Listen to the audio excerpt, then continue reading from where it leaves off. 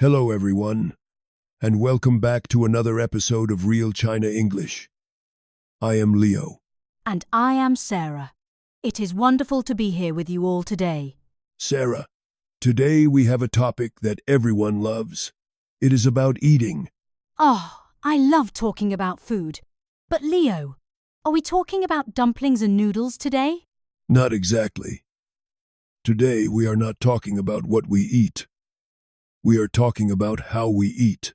Ah, I see. You mean dining habits? Exactly. Sarah, when you first came to China and went to a restaurant with Chinese friends, what surprised you the most? Good question. I think the biggest surprise was the table itself. It was huge and round, and there was a lazy Susan in the middle, the glass turntable that spins around. Yes, the round table is very important in Chinese culture. In my home country, and in many Western countries, tables are often rectangular or square. Right. And how is the food served in the West?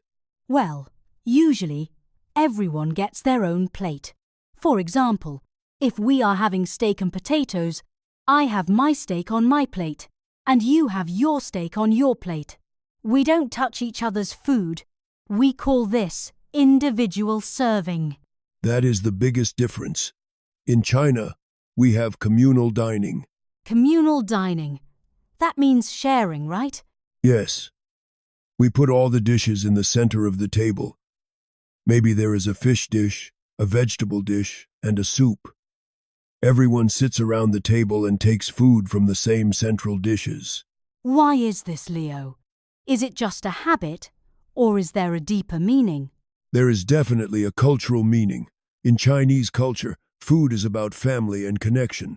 The round table has no corners. It symbolizes unity and completeness.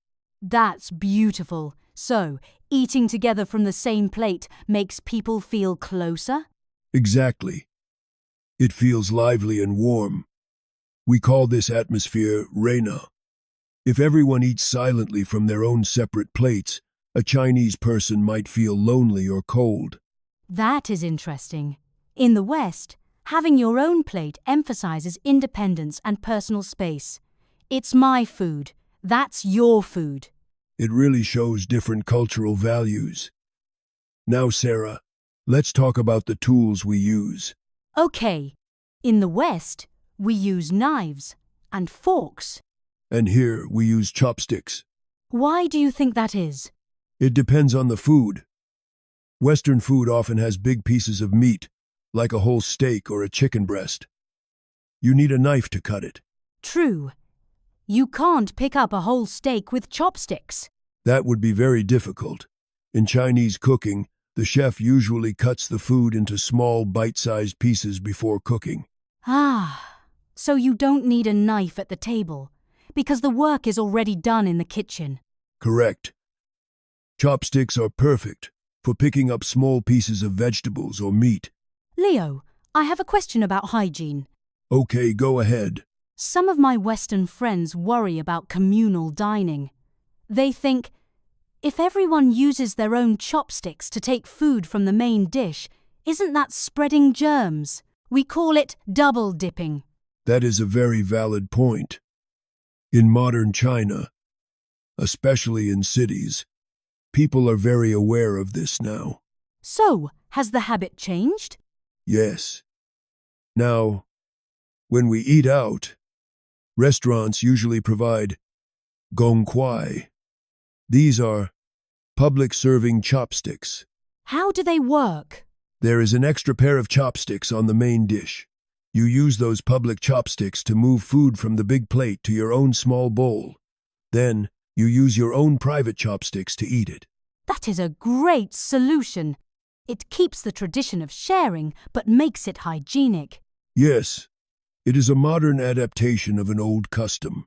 I also noticed that Chinese dinners are often louder than Western dinners. Yes, that is part of the Renault atmosphere I mentioned. We like to talk loudly, toast with drinks, and sometimes even play games while eating. In the West, we are often taught from a young age not to speak with our mouths full, and dinner time is sometimes quiet and polite. Both ways are okay. It just depends on what you are used to. Okay, Leo, we are almost out of time. Let's summarize what we discussed today for our listeners. Good idea. First, we talked about the table arrangement. Chinese culture prefers round tables, where everyone shares dishes from the center, symbolizing unity. Yes. And many Western cultures prefer individual plates, emphasizing independence. Second, we discussed the tools. Westerners use knives and forks for bigger pieces of food, while Chinese use chopsticks for bite-sized pieces. Thirdly, we addressed hygiene.